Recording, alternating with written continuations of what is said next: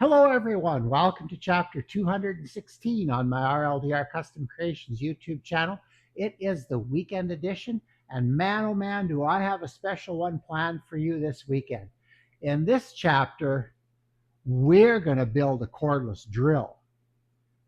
If you want to see how that's going to look in this shop, you know what to do. All you need to do is stay tuned.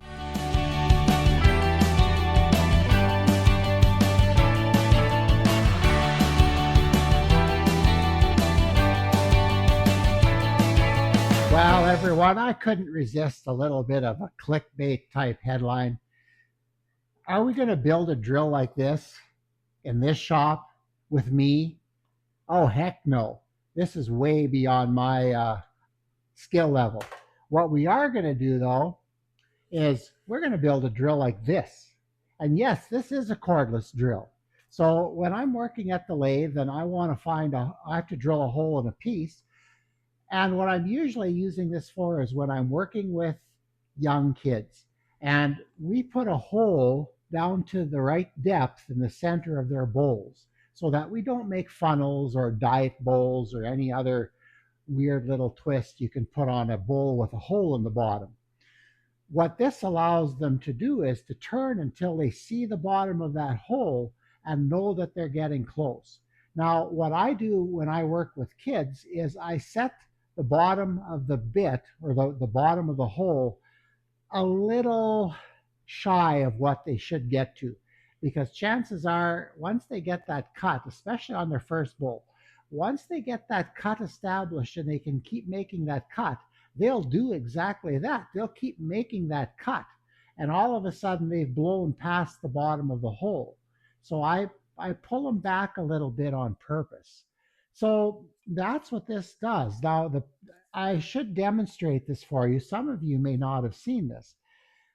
A drill like this spins and the bit spins, and that you push into your wood is stationary.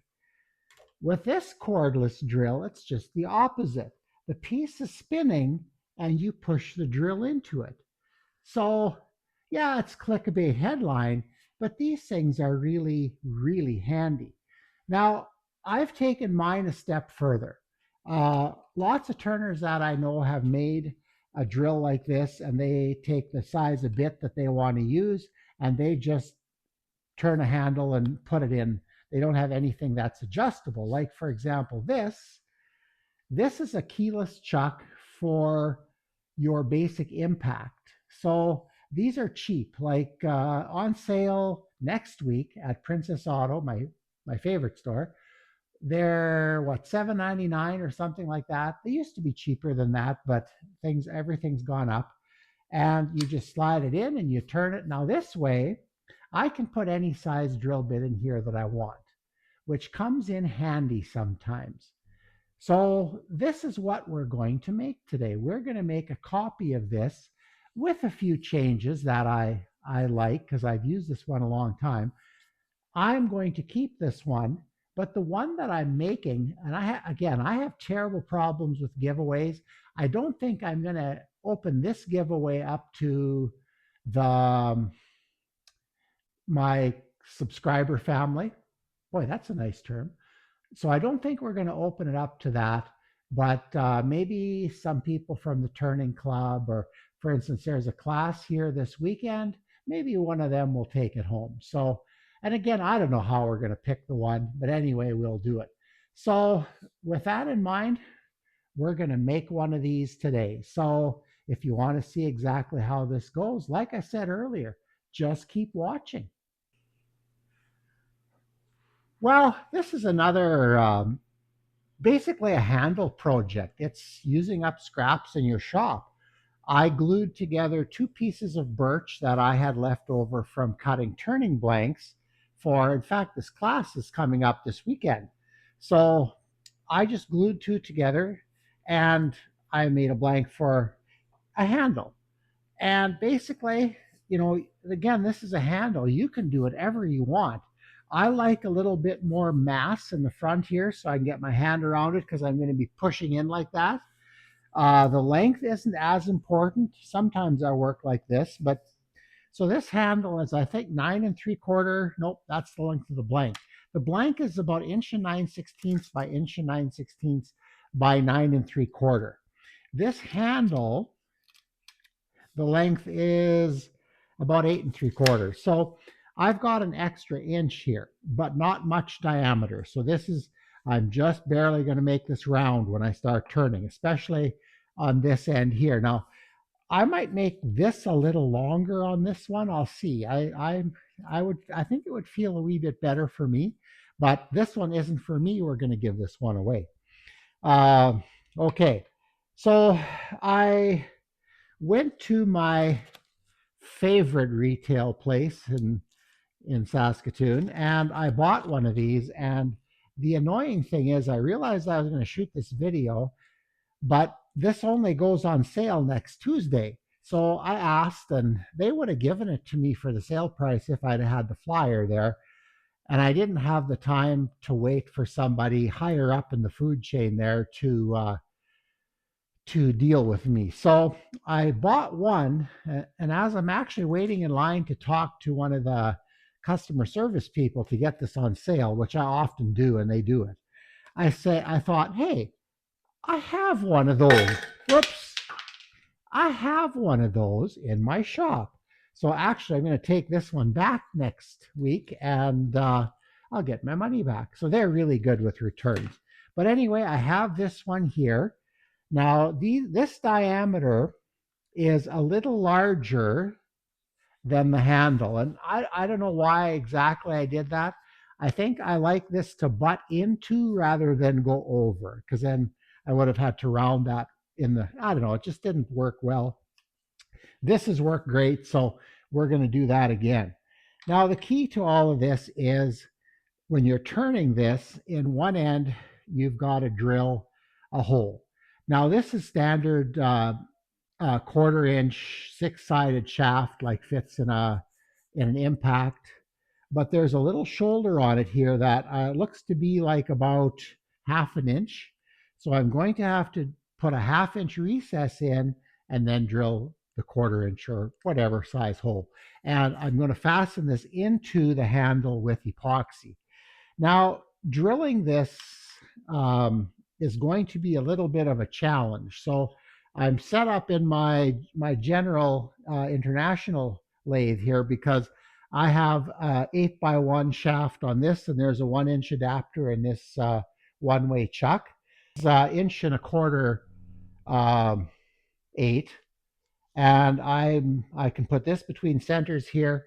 I'm going to turn a little bit of a round on one end, actually on the butt end here. I'm going to make this round so I can fit it in this chuck.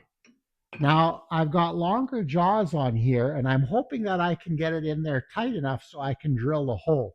In fact, I may even use this drill to drill the hole. So we'll see what I come up with when I get there. All right, let's make this one end round.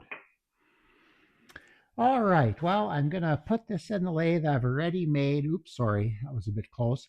Already made the marks for the chuck. I don't like using these 4-tooth jaws, but I seem to have misplaced some of the smooth drives that I have, and I haven't been able to find them. So I need to, I wish Busy Bee still sold them. I haven't seen them for quite a while, so I'm a little concerned about that. But this is a quick process. It's between centers. This is actually a really nice piece of wood. It's got some curl in it. This should be wonderful. Looking forward to this. Okay, and I'm just going to take my spindle roughing gouge here, and I'm just going to rough out a little bit here. Actually, I think I'm going to do a little bit of parting first, and we're going to make indexing points here for the chuck. Now, are we on here? Well, I haven't used my lathe today yet, so we got to turn the main power on. And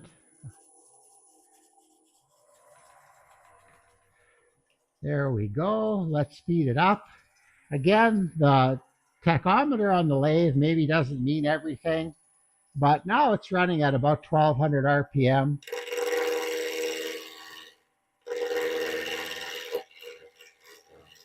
And I'm not going to take a whole lot off here. I'm just going to do a little bit. You know what? I think maybe spindle gouge is better for this than the roughing gouge. Now, I hope you can see this. I should have maybe set my camera up over the more overhead here. I didn't think of that till now.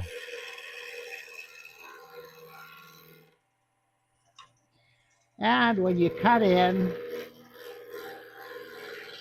without rubbing the bevel, you really have to back things up, get your force into it, and push that tip in. Once it's in a wee little bit, then you have support and you can turn normally. Okay, I think that's all I'm going to do. I'm just going to take it out. I'm going to take it over to my chuck and check it. You know what? I'm going to check it. Why I have one concern here. I thought I had this centered, but apparently, or maybe one piece is thicker. But I've got very little flat here, but a lot more flat here. So that may affect the end here when I get there. So hopefully not. But I'm going to take it out now. I'm going to check it in the other chuck. And if it works, I'll bring you back there. And if it doesn't, I'll put it back in here and turn a little bit more. Okay? I'll be back. Well, I'm at my little General International lathe here. This is a wonderful lathe. Now that I've had this lathe for actually quite a few years, I think I bought this in the 2000s, 2002 maybe, 2003. When they first came out, I had one of the earlier ones, I think, in Saskatoon. Um, but the only weak spot I can see on this, and it's with my Laguna too, is the electronics. This had a diode on the motherboard go, and luckily I have a person locally here who is an electronics whiz, so he just put in the other Chinese part, and away it went. But okay, I got it to fit in the chuck. I had to take it back a couple times because I want to try to preserve as much mass here as I can, and this chuck is now expanded as wide as it can. I also wanted to use my what are those jaws called again? My longer jaw chuck, because I'm going to do something that I think is a bit questionable when it comes to turning. I'm going to drill this piece like this. To do this properly, I should have a steady rest. Should be round. I should have made it round here, and I should take a steady rest and put it on there, but I don't have that. And I've been playing with this a little bit. It seems to be all right. What I did is I measured the very bottom here, and I just need to make room for this part here. You know, if you can see that. And the closest drill bit I had to this measures 0.610, and the closest bit I have is just a bit more than that. So this doesn't slide onto that bit, but it's pretty close. So this is going to do it. Now, the one problem I'm having, and I see it's adjusted already, I was hoping just to turn the switch on and go, but this has moved again. So I need to, and I want to get this in the middle. Sorry, I got my arm in the way here. You guys probably aren't seeing this terribly well. Sorry about that. But I want to make sure that I'm in the center. That looks pretty good. Another thing that I want to do is I want to drill this at a fairly low speed. Just going to spin it by hand. Yeah, it looks pretty good. So I'm going to turn the lathe on. Actually, I'm going to turn the speed completely down. The lathe is on. There we go. Get my hand out of the way so you can see. I don't need to go very deep. And I'm only going about 250 RPM here. And I think that's going to do it.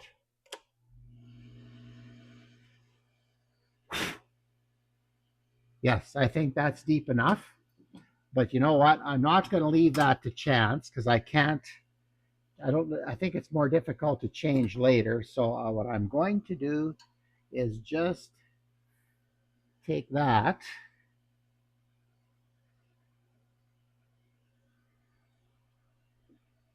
and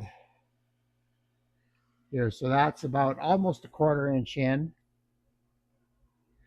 Well, I'm gonna go a wee bit more. There's really not any extra. And if I turn this flat, which I will yet, I won't have enough. So I'm gonna go back, put that in, and we're going to try that again. I think I'm gonna go the full depth of the Forstner bit. There we go. I know that's lots. So now I need to do a bit change here. I need to size what this is. Well, let's do that quickly here. And yeah, there it's a quarter, but I'm actually going to be, the hole needs to be a little bit bigger than a quarter. So hopefully that's going to work. And I'm going to find a drill bit like that, and I'm going to change bits, and then we'll drill the second hole together. Well, I changed my mind. This is a quarter-inch bit that's wobbling a little bit, and I'm thinking that's probably going to make the hole a wee bit larger. And the next size up in my Brad Point bit set was exactly the size that we needed. So I thought, nope. And even if this doesn't, and I have to press the fitting in, where does that thing go now? If I have to press this in, that's even better. So what I'll do is just maybe put a piece of dowel in here and tap it on that way. And there'll be epoxy in there as well.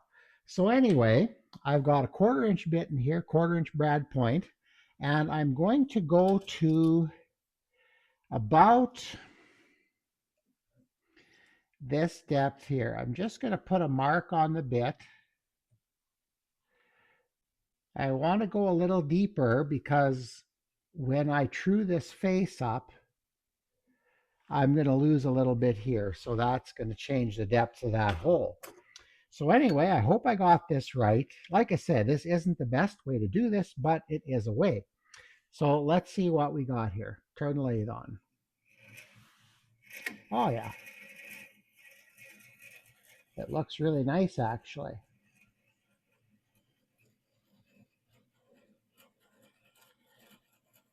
I debated drilling this with a cordless drill that I had already made, but I thought this was better without support here. So I'm going to go just, this is drilling so well, I'm just going to go a wee bit deeper. There we go. That'll do it. So let's pull this out.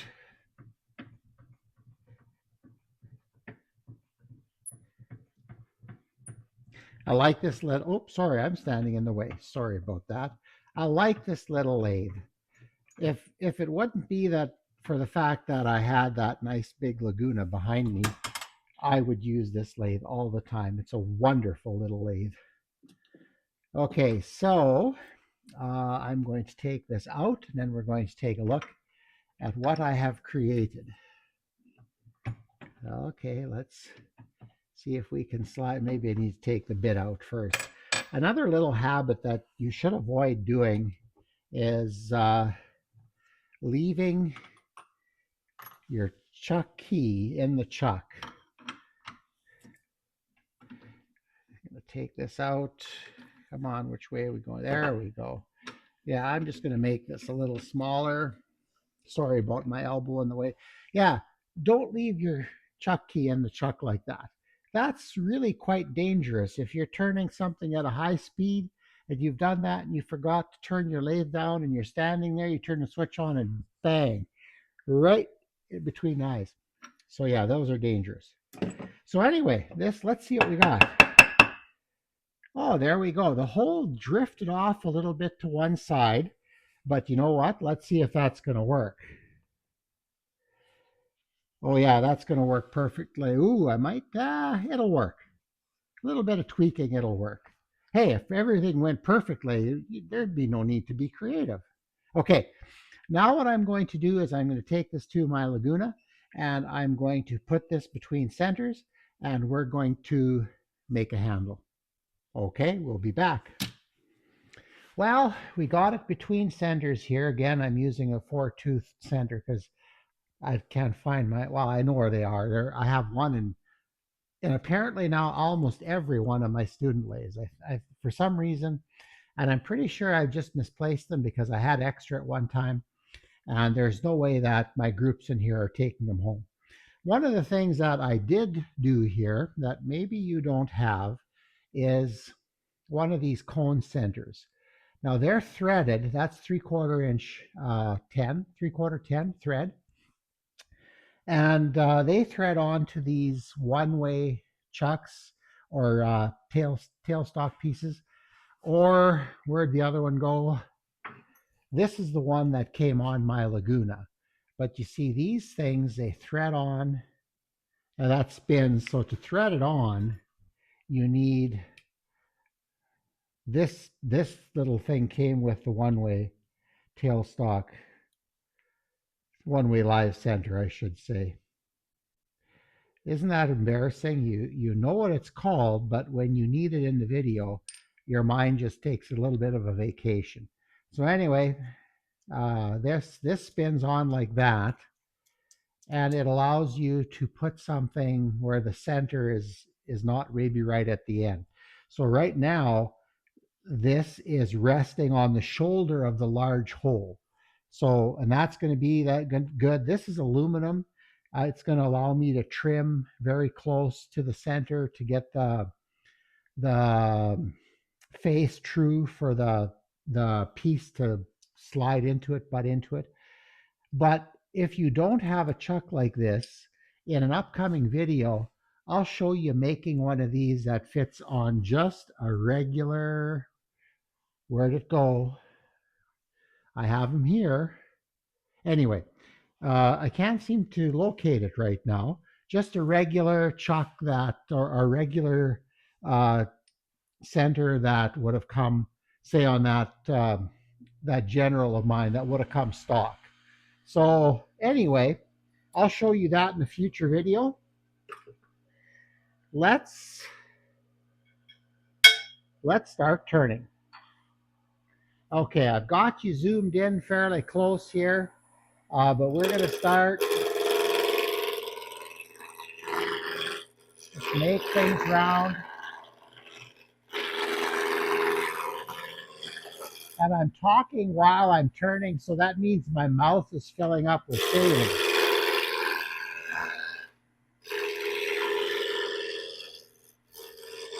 Now what I want, especially in the first, I'd say about 3 or 4 inches, I want that to be as big as I can make it because I don't have much extra in this blank.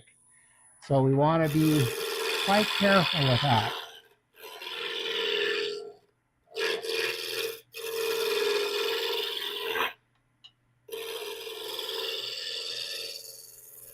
That's actually not feeling too bad. Oh, that's getting close.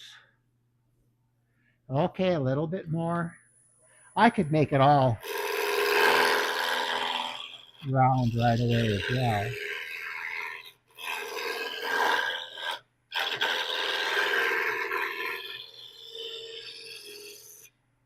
There we go.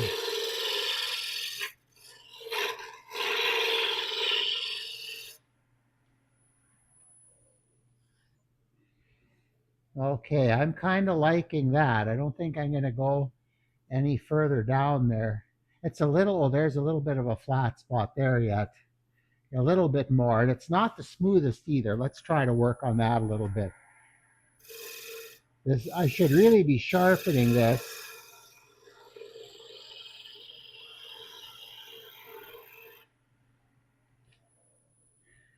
Oh, that's much better.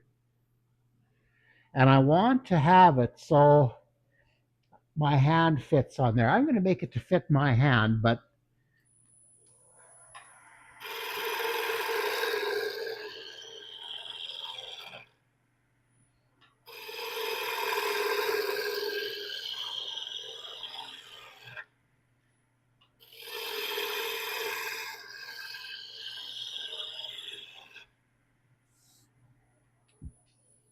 I'm making it for my hand, but chances are this even might get given away this weekend. We'll see. We're just going to take a wee little bit off. Nice cut. I think that's good right there. Okay. Then we're going to change tools here and go to the spindle gouge. And we're going to just start making this thing a little more attractive. I should really sharpen these tools before I start doing a video, eh? That would be a good idea.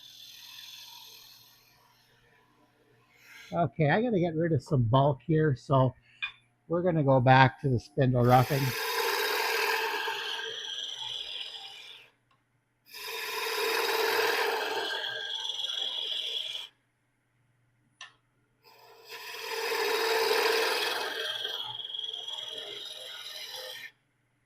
Yeah, I'm going to get rid of that. Okay, now we're going to I'm going to go get a different tool here. I'm going to use this detail gouge. It's got a fairly aggressive long grind, and I'm going to go in here and I'm going to face this end that the piece, where I put it, that this is going to touch this. So I want that true. So here we go. This tool is a little more difficult to use, but all the basics apply. You just need to do your basics. And I'm going to get in there. I'm going to push it straight in. Now I have a little bit of surface area to rub the bevel. And I didn't touch the aluminum. It wouldn't hurt if I would have, but I don't like to. I'm going to make that cut again, and I'm going to make it a little more concave so that it's just going to touch on the edge when the piece is in. See, this is a really good skill building project. There we go. Now I can rub the bevel. There. That I can just break off or sand off at the end, and I still have a little bit of support there. So, moving right along. I need to make one more thing to this end. I'm going to round this just a wee bit. Like that. And I'm happier to clam. Okay, there's some nice figure in there. I'm looking forward to seeing this done. Now the end, what I'm going to do, and when I work with students, I do this much earlier, and I call it defining the turning area.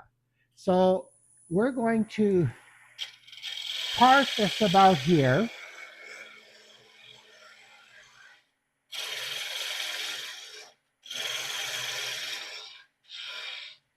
There. Now that's going to be the end of my handle. So let's just make it a wee bit nicer. I think I found that I use my spindle roughing gouge a lot more than I used to. It's just a good all-round tool.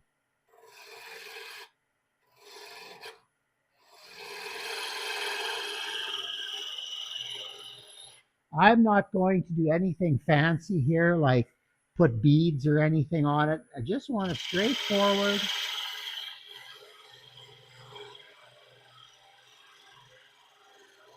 simple handle. I might put a couple of burn lines in it. On these tools, these are all propane torch finished and then covered with I think wipe on poly.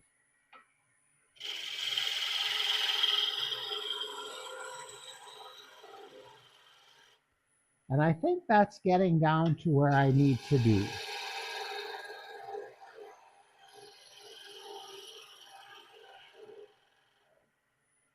I'm going a little slow for this. I'll bump up the speed. I get focused on turning and I forget about speed. So we're going to crank it up a bit. One of the things I liked, I tend to do an end more like this. And Trent in a couple of demos has been doing just this round, and it's a really nice, comfortable grip. I like this one too. See, this one has a little bit more detail on it, a couple of burn marks. We could do that here. But design, that's totally up to you. Like, I'm just showing you what I do. That doesn't mean you have to do it. But I think for this one, I'm going to go the round way. I think so. And we're going to speed this up just a little bit. Oh, wrong dial. Let's use the right dial. There we go. Okay, let's make that round end.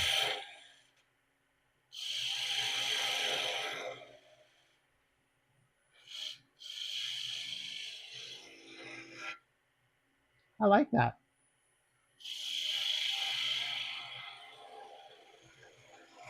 It's not fancy, but it's very utilitarian. It's got a nice feel to it.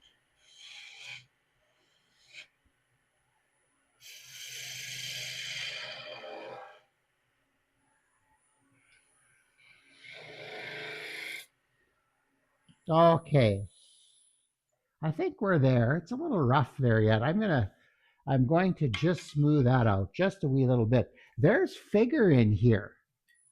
It's amazing what you get with that birch sometimes. I actually find that my roughing gouge has in a way replaced my skew. Like I should really probably be using a skew for this.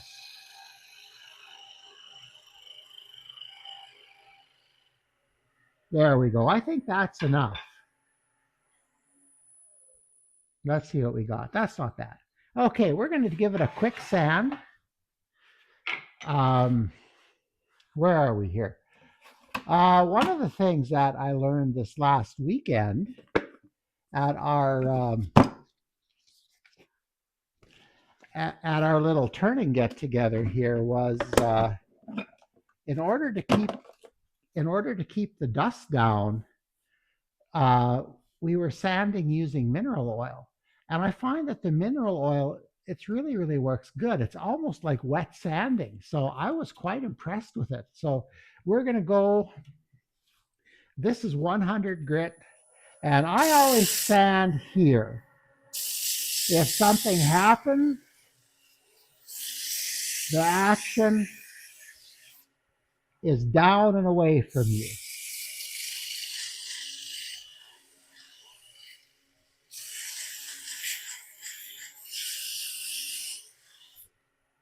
Another thing that we do to keep the dust down is we turn my air cleaner on.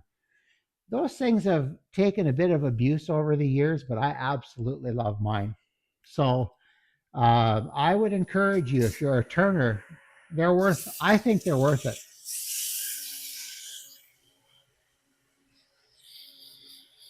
And I don't think there's any difference in brands.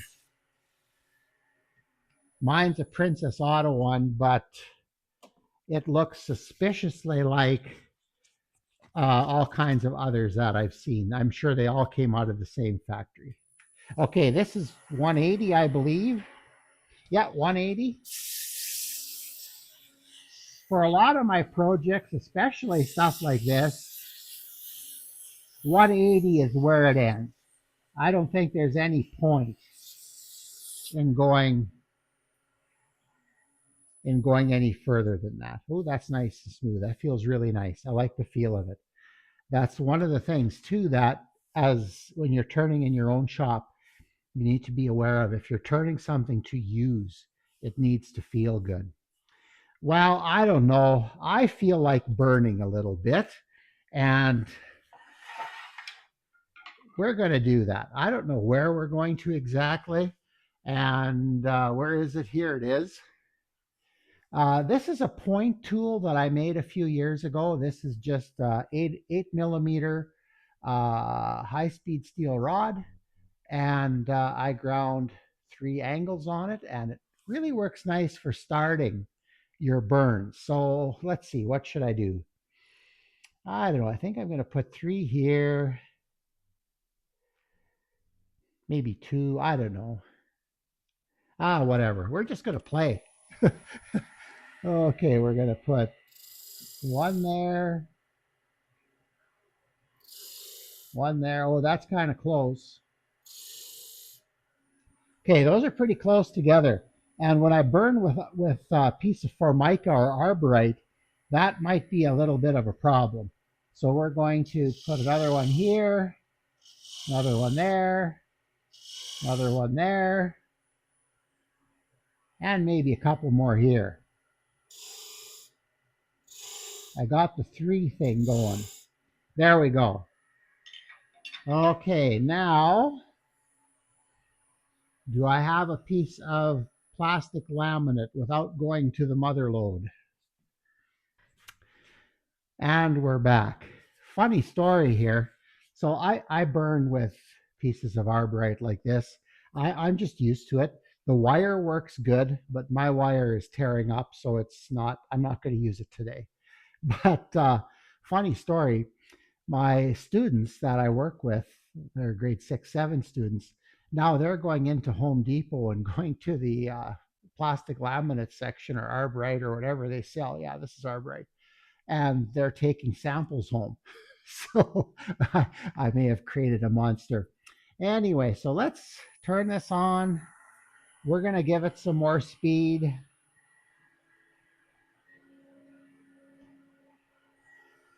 And then we just lean it on the rest. And you got to push hard.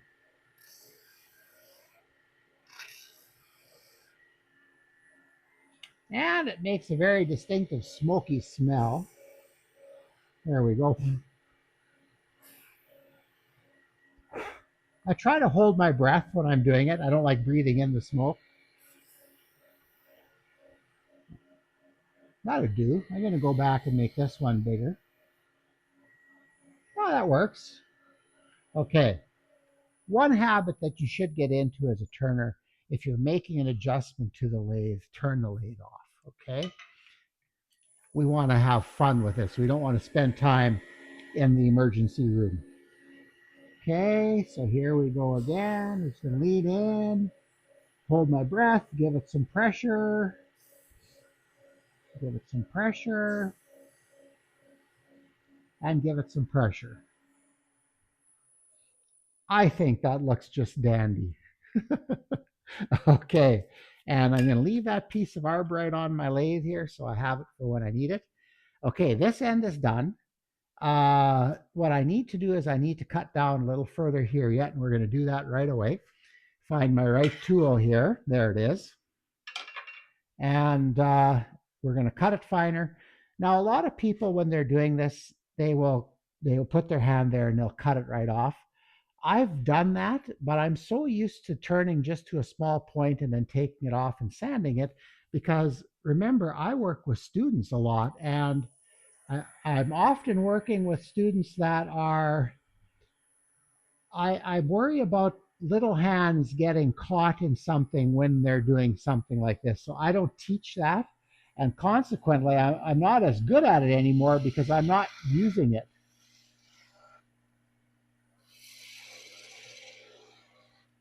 And it's kind of like chopping a tree down. You go from side to side. Yeah, I know I'm turning left-handed again. This smock is shot. I have a new one. I just can't find it. Story of my life in this place. Okay. There, that's small enough.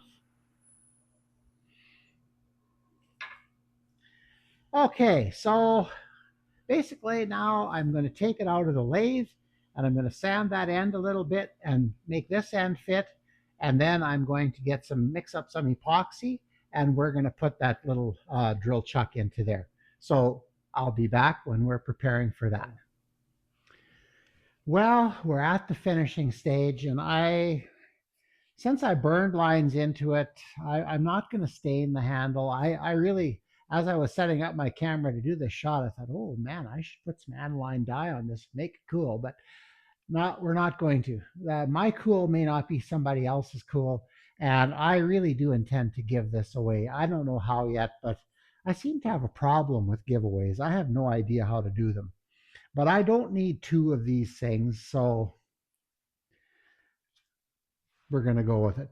And wipe on poly, my finish of choice. I like the gloss. I like shiny things, but they make a good matte too, which I've used on my baseboards in the shop here. And a little of the, oh, no, some of the door or some of the window trim, I've used it. I haven't finished it all yet though, but yeah, we're going to pour it on quite liberally. The reason I'm such a big fan of this finish is because I've worked with kids so much.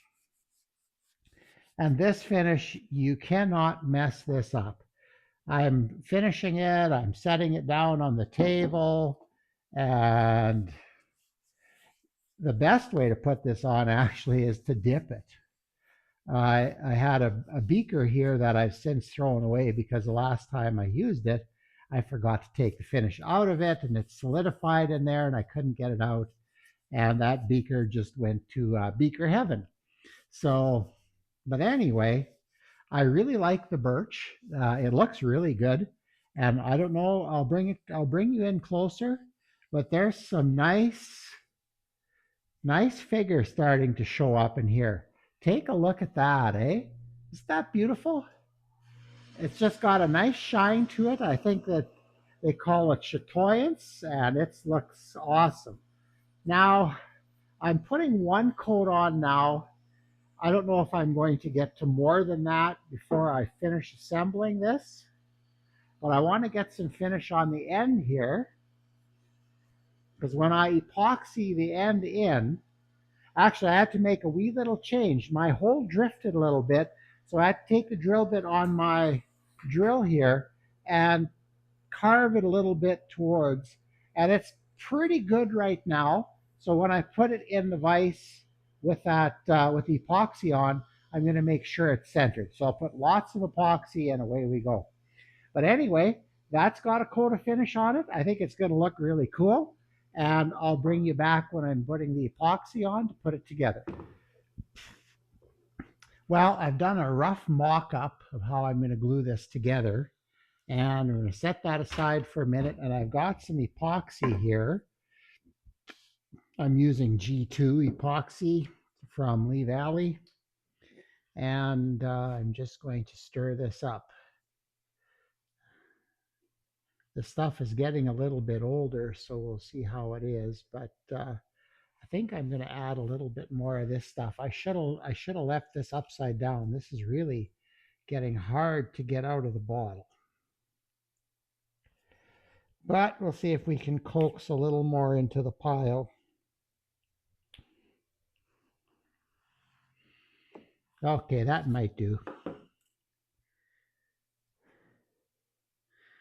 Uh, I'm a little disappointed in the hole that I drilled. It didn't work out quite as good as I'd hoped. I had to make it a little looser. I wanted to have a little bit of friction holding this in and having the epoxy play a bit of a secondary role. And that's the epoxy is going to be the bond that holds this in. So hopefully this stuff is still good and it's going to last. Okay, I think that's mixed up good enough.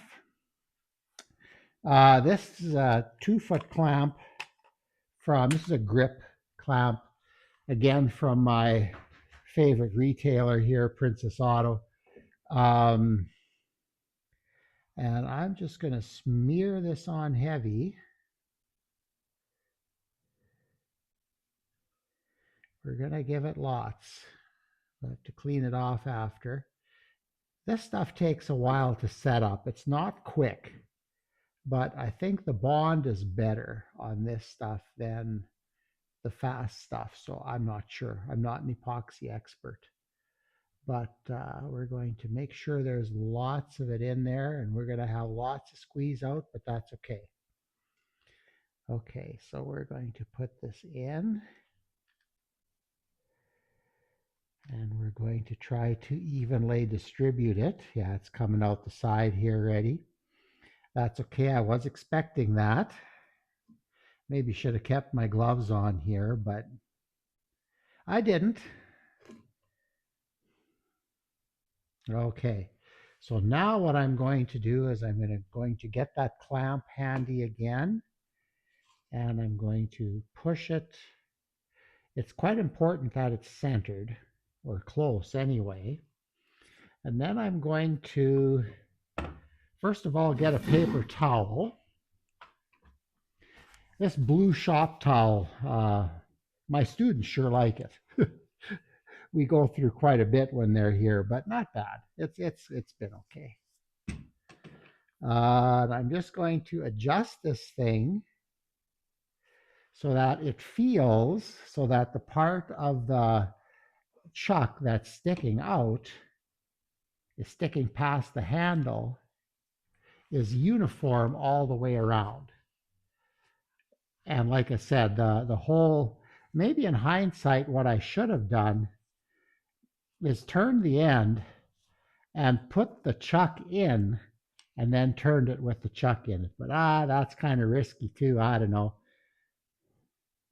I think that's looking pretty good. Okay, well, if that's the case, then all we're going to do is just give this a couple more pumps. This isn't a very good clamp anymore, but it's going to do the job for this.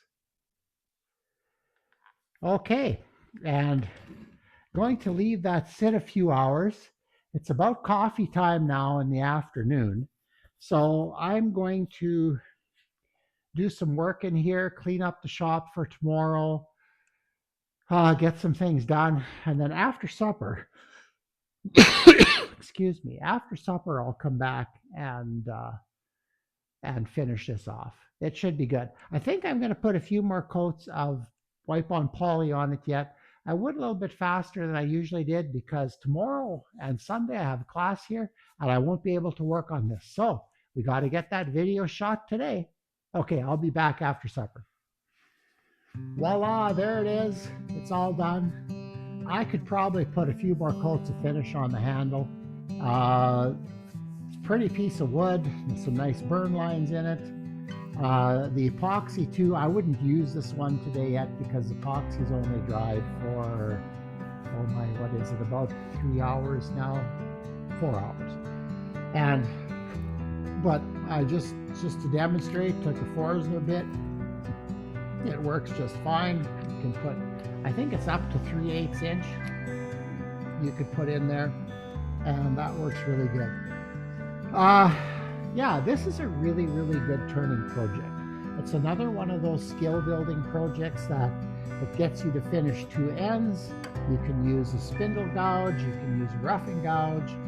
For the ends, a detail gouge is nice, and it's a quick project. Like, it's nothing that's going to take you a couple of days to complete. It's one of those, I could come out into the shop on a Sunday afternoon and turn this just nicely. In fact, I came out here, I started at 1 o'clock, and yeah, it's now 7:30 in the evening, but I had supper in there, and shooting video makes everything take a lot longer. So this is a nice afternoon project. You could do this, and all it would cost you is about Canadian, about $8 for one of these if you find them on sale, and they work really good. I'm very, very happy with this one that I made many years ago, and this one, if I had to critique it, I'd say this part here is just a bit too long. I should have cut it down so that my heel of my hand, so this fit into the heel of my hand, and my front of my hand would have been on like that.